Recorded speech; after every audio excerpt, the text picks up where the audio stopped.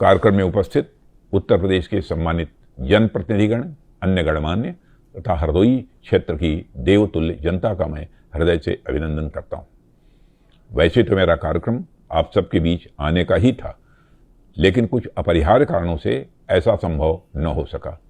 इसका मुझे खेद है, परंतु इतना जरूर है कि जैसे ही अवसर मिलेगा मैं आप सबके बीच आऊँगा और आपसे मिलूँगा। आज परम आदरणीय ठाकुर धर्मगज सिंह सोमवंशी जी द्वारा परिकल्पित अपना घर वृद्धाश्रम का उद्घाटन तथा उनकी प्रतिमा का अनावरण हो रहा है। इस अवसर पर मैं आप सभी को बधाई देता हूँ। उनकी जयंती पर मैं उन्हें नमन करता हूँ। मैं इस अवसर पर देशराज सेवा संस्थान को भी बधाई देता हूँ। आपकी जो पहल है वह समाज के कल्याण को समर्पित है। आप इसी तरह से अपने पुनीत कार्यों का विस्तार करते रहें। मेरी शुभकामनाएं आप सबके साथ हैं। साथियों, ठाकुर धर्मगज सिंह सोमवंशी जी सच्चे मायनों में समाज के सेवक थे। उनका पूरा जीवन मानवीय संवेदनाओं और सामाजिक समरसता का अनुपम उदाहरण है। मानवता के प्रति उनका जो समर्पण था वह आज भी हम सब के लिए प्रेरणादायी है। उन्होंने अपने जीवन काल में सामाजिक प्रगति के जो बीज बोए वे आज बट वृक्ष बनकर समाज को छाया प्रदान कर रहे हैं। उसी का एक उदाहरण है कि वृद्धजनों के सम्मान के लिए जिस अपना घर वृद्धाश्रम की उन्होंने परिकल्पना की वह आज साकार हो रहा है। यह निश्चित ही बड़ी खुशी और गौरव का विषय है।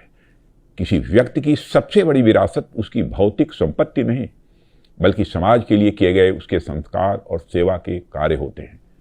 ठाकुर धर्मगज सिंह जी ने ऐसी ही अमिट विरासत अपने पीछे छोड़ी है। साथियों, आज के समय में वृद्धाश्रम का जो महत्व है उसको लेकर भी एक विचार मैं आप सबके सामने रखना चाहूँगा। किसी भी व्यक्ति के लिए अपने परिवार का स्नेह और साथ उसका सबसे बड़ा सहारा होता है। परिवार का विकल्प कोई संस्था नहीं हो सकती, लेकिन यह भी एक सच्चाई है कि समाज में अनेक ऐसे वरिष्ठ नागरिक हैं जिनके पास किसी कारणवश परिवार नहीं है या जिनके बच्चे रोजगार, शिक्षा अथवा अन्य कारणों से दूर रहते हैं।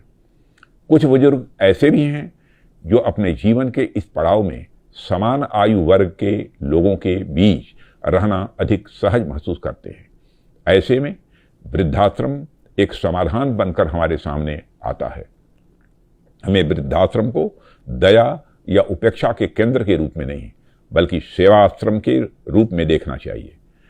आज आवश्यकता इस बात की है कि हम वृद्धाश्रम की अवधारणा को भारतीय संस्कारों के अनुरूप विकसित करें। ऐसे केंद्र अनुभव, ज्ञान और संस्कारों के केंद्र के रूप में विकसित हों। वहाँ रहने वाले वरिष्ठ नागरिक समाज के युवाओं को मार्गदर्शन दें, बच्चों को जीवन के मूल्य सिखाएं और अपने अनुभवों से समाज को समृद्ध करें।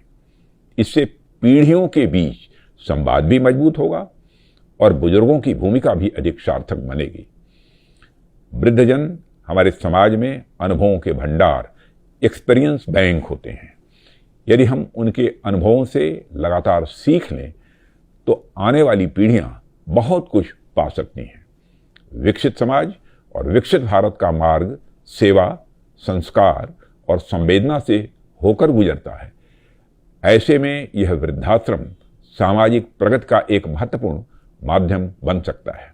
मेरा विश्वास है कि अपना घर केवल रहने का स्थान नहीं बनेगा, बल्कि सेवा, सम्मान, संस्कार और संवेदना का ऐसा केंद्र बनेगा जहां हर बुजुर्ग स्वयं को परिवार का अभिन्न सदस्य महसूस करेगा।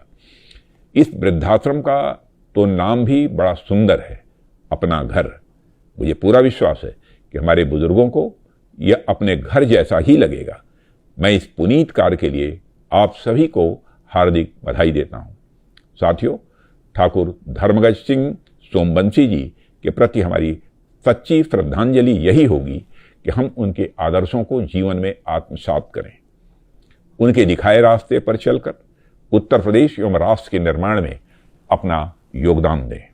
मैं हृदय से स्वर्गीय ठाकुर धर्मगज सिंह जी को विनम्र श्रद्धांजलि अर्पित करता हूँ।